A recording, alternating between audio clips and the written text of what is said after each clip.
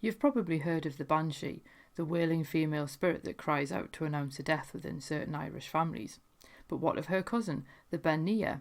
This lonely spirit also marks impending deaths in Scotland and Ireland. Let's find out how and why she's an omen of death in this week's episode of Fabulous Folklore. Hello there and welcome to Fabulous Folklore, the podcast for all things folklore, occult and just a bit weird. I'm your host, Icy Sedgwick, blogger, fantasy author and your guide into these rather mysterious realms. I've got some rare things to show you, so come on in, take a look around, but be careful not to touch anything. These things sometimes bite. Well, hello there and welcome back to Fabulous Folklore with me, your host, Icy Sedgwick. This week does mark our descent into all things spooky and death omen related for the rest of October because, let's be honest, it is the best month for it. And it is quite interesting because when you look at a lot of folklore and legends and superstitions, particularly from Northern Europe, a lot of them do seem to relate to one of essentially two things. And it's either about finding out when you're going to get married or finding out when you're going to die. So it does kind of relate to one of those. Yes, there are other things, but they are both really super common. And that is kind of something that we're going to unpick slightly over the next two episodes. And I think we're all quite familiar with the banshee as this figure announcing a death in certain Irish families. And she's also been immortalised in comics as the Silver Banshee by DC. And so on. And I think, as I say, she's quite famous. So we're going to look at her less famous cousin this week. And if you are interested in the banshee and would like to learn more about them, then I do have an exclusive episode for my Patreon supporters, which we did a few months ago. And that one you can get if you become a supporter at the $4 a month or more price point. You'll get access to that episode on the banshee and all the other, 10, I think it is, exclusive episodes. So that's quite cool. But anyway, so we've got the banshee, also known as the banshee. And obviously this makes no sense when you're not looking at it written down. But obviously Ben is spelt bean, and then she is Sidhe, which just basically means fairy woman. And her cousin is the Bean Nighe, and obviously you've seen how to spell that because it's the title of this episode. And she's also known as the washerwoman at the ford, and I thought it would be quite interesting to have a look at her rather than the banshee in this particular episode, just because she's perhaps lesser known outside of folklore circles, but equally as interesting. So, because you have the banshee, which obviously you're familiar with, she announces this impending death with this keening cry. But by contrast, the Bean Nighe actually passes her time beside pools or streams. And this is quite important to what it is that she actually does, because while she's beside this water, whatever form that might take, she's washing the blood from the clothes of those about to die. Now, in 1908, E.C. Watson refers to the Bean Nighe as a water nymph, which gives a completely different mental image. And in this version, the Bean Nighe, and I quote, sings the dirge and bewails the fate of the doomed, end quote. And this particular Bean Nighe ends up so engrossed in her task that she's actually easy to capture. And at this point, if you do manage to capture her, she will grant 3 requests of her captor. Now, this does also fit into some of the other legends, but we'll get into those in a minute. Now, whether the Bean Nighe actually sings or not, either way, she is an omen of death. Although Lewis Spence does note that while, yes, evil will follow once you've seen her, that's not actually her fault. So it heralds a death seeing her, but she doesn't actually cause it. Now, Watson is also careful to draw a distinction, and I'm going to apologise for the mangling of pronouncing this, but I've only ever seen it written down, between the Cawineg and the Bean Nighe. The Cawineg predicts death in battle. So unlike the Bean Nighe, you can't actually approach her, and she's usually heard rather than seen, and people would fear the sound of her cry before a battle. Watson also claims that people actually heard her for several nights before the massacre of Glencoe, and as a result actually left the glen, and therefore avoided the massacre that happened. But again, that's obviously a folktale, so who knows how true that really is. Now, in one Irish tale recounted by Lewis Spence, the Bean Nighe also possesses the power of prophecy, which obviously she would have to when you think about it, if she's essentially predicting who's going to die by basically doing their laundry for them. Now, Oscar headed to the Battle of Gavra and came across a washerwoman. So he then asked for a prophecy about who would die, because there was a battle coming. And she replied to say that 900 would die at his hand, including the king, which, to be fair, if you're being told this as a prophecy, is pretty encouraging stuff. but not so for the Fae in Finn McCool's band, because she actually prophesied Finn's death in the battle, which also came true. And then there was another story in the Highlands concerning a girl from Cromarty, and she spotted a woman washing clothes one Sunday morning. Now that in and of itself isn't particularly weird, but it's the fact that there were over 30 bloodstained smocks lying nearby on the grass to dry. That bit would obviously catch your eye. Now, as the story goes, not long after she'd seen this, Fern Abbey's roof collapsed and killed 36 people in the congregation. Now, I actually checked up on this, and the roof did actually collapse in 1742 and killed almost 50 people, so perhaps this particular story maybe had an element of truth to it. Whether or not she did actually see a washerwoman at the ford or not, we'll never know. But it is quite interesting that in this case there is at least that historical element to back it up. So where does the Ben Nighe actually come from? Now, she does have a few origin stories that all kind of disagree with each other, and according to some legends, she's not a fixed entity like the Kelpie. Instead, she's the ghost of a woman who died during childbirth, which is incredibly specific. And she's also not just any unfortunate mother, but it's just those whose garments had not been washed at the time of her burial, and she's actually then only released from her thankless task on the day that she would have died had she not passed away sooner. Now, that obviously would explain why there are fewer sightings of them now, because obviously we've got better healthcare and so on. But that one is also at pains to kind of explain why it's not just any mother who died during childbirth. Now, most descriptions note that she's quite small. She's usually described as being ugly, and she's often got a hooked nose with one large nostril. Other people point out that she's got webbed feet, and for some reason quite a lot of the stories are fixated on her having long breasts. And in some places, the Ben Nighe dresses in green, which is hardly surprising because that's a colour often associated with the fairies. And that is also a reason why you should never wear green as a wedding dress, because then the fairies would come and steal you on your wedding day. I can point out I was once a bridesmaid and I had to dress in green, not a shade that particularly suited me, but never mind. And the fairies didn't come to steal me, so either they didn't want me or they don't like bridesmaids. Anyway, according to Spence, the Ben Nighe is confined to the large islands of Scotland, Lewis, Harris, Uist and Coll.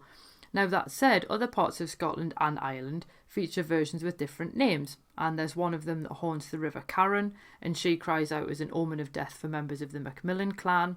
And then there's even a version in Brittany who asks passers-by to help her in her washing task, but anyone who refuses she basically drags into the stream and she breaks their arms. So does the Ben Nighe have any special powers? Well, aside from her gift of prophecy, the Ben Nighe possesses the ability to grant wishes. So to get them, you need to spot her before she sees you. And in fact, if you see her first, she can't actually move until she's caught and spoken to. And if you do this, she'll grant you 3 gifts of your choice, and then she won't be seen on that particular spot again, because obviously if you think about it, you wouldn't want people to keep going and bothering her if they realised that there was actually a Ben Nighe in the vicinity that they could go and ask for wishes from. Now, if a person did encounter the Ben Nighe, she would answer 3 questions if the person answered 3 of hers. So this is quite an interesting version, that it's about perhaps giving gifts, as it were, through information by answering these questions, whereas the 1908 tale that they refer to her as a water nymph was talking more about the idea of her actually granting requests as some kind of strange genie type figure instead. Now, there is an even more hardcore version to this one, and apparently what you need to do is you need to actually sneak up on her while she's washing and suckle from one of her breasts before she sees you. I'm not quite sure how you would manage that, but that is apparently what you were told to do. And basically folktales apparently hold no truck with consent or harassment, which does say a lot. Now, I should also point out that the tales do say that her breasts are so long that she flips them over her shoulder while she works, which is how you can reach them from behind and presumably not be seen by her. But anyway, if you do manage to succeed in this particular endeavour, you need to tell her that you're her foster child and she'll give you a wish in return. Now, many believe the person who sees her will die soon after the encounter, so perhaps wishing not to die might be a good idea. And the people of Islay tell their own version of the tale, and here what she does is she actually lashes out with her wet linen if you interrupt her in her task, and the hapless victim will actually lose the use of their legs.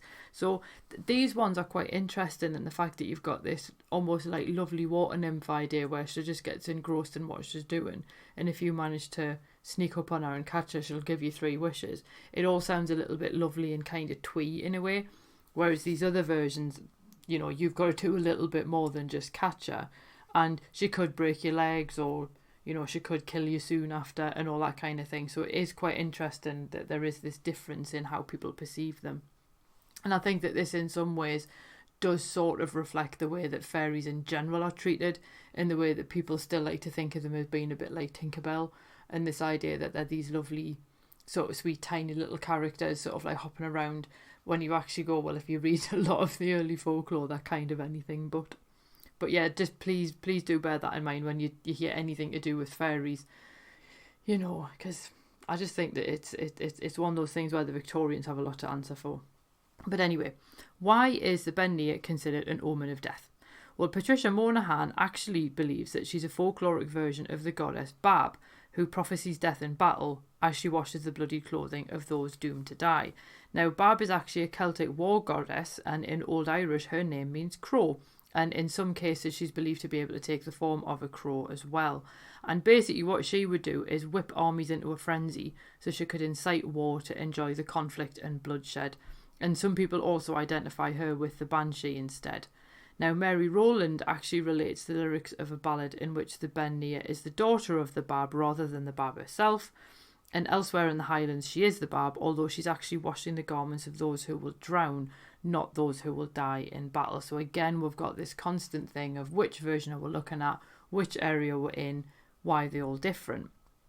Now, over time, it is possible that her warlike prophecies of death in battle became ordinary omens of death, and I'm not really sure why people would believe that the Bean Nighe was a woman who died in childbirth, because it does seem like a little bit of a strange leap from woman died in childbirth, hadn't had her garments washed beforehand, and has now gone on to wash the garments of other people who were about to die. I mean, there may be some kind of old superstition about washing the linen of these unfortunate women, and of course people might have then conflated that particular superstition with stories of Bab and ended up with this new figure. And if you toss into the mix the fairy folk habit of stealing people, as in changeling folklore, which we do have an episode on, like right back at the beginning, I think it's like episode 2, and thus the Bean Nighe was born. Or there is always the other option as well, that the washerwoman really does sit at the ford pounding bloodied linen against a rock, and you do just have to hope that it's not your linen next time. Personally, I think that it's one of those stories where various superstitions have been kind of rolled into one and have then given rise to this particular figure. And because of the fact that there are different versions in different places, but they all ultimately boil down to the same thing, it's this person is essentially telling you who is going to die from what they're doing. The part that I've always been most curious about is how you would necessarily identify the garments that are being washed, because I would imagine a lot of them would look the same. So as with the Cromarty example with the Abbey, where there's just these 30 blood-stained smocks lying on the grass to dry, again, we don't know at what point in the process the washerwoman actually was, if she was still going through them, and that was why there was going to be more than 30, or or what. But how would you know which ones were going to die, or was she just predicting the number? So that bit is obviously something that's never really fully explained, how you would sort of, because imagine if you came across and went, hang on, that's mine. That would probably freak you out. So she is an interesting character. I do think that she perhaps, because of the fact that she's a little bit more constrained in the fact that yes, she can prophesy who's going to die, and yes, she can grant requests and wishes if you can follow the particular process, whether that's just capturing her or suckling on her breast or whatever it might be. But ultimately her range of function is actually quite limited beyond that, because it is just essentially prophesying who's going to die. It also doesn't explain why there's only a few of them around the place. Like, she appears at certain places and you think, well, surely there'd be quite a lot of them and they'd be quite busy. So this is where you then have to dig into, where are they appearing? Is it for battle? Is it people who are going to drown? And so on. So I think this also goes some way to explaining why there's different versions of her. But she is a really interesting character though, and she makes an interesting counterpoint with the banshee, because obviously some of the Bean Nighe stories she's singing while she works, and then other ones she's not. So, and then you've got the ones where you only hear her and don't see her. So it is one of those ones where there's so many different versions, it's difficult to pinpoint which is the first one, which is like the origin story, but if there's plenty of different ones to choose from. So I hope you enjoyed that particular episode on the Bean Nighe. As I say, there is the episode on the Banshee one that I did for my Patreon supporters, if you care to support me in order to access that.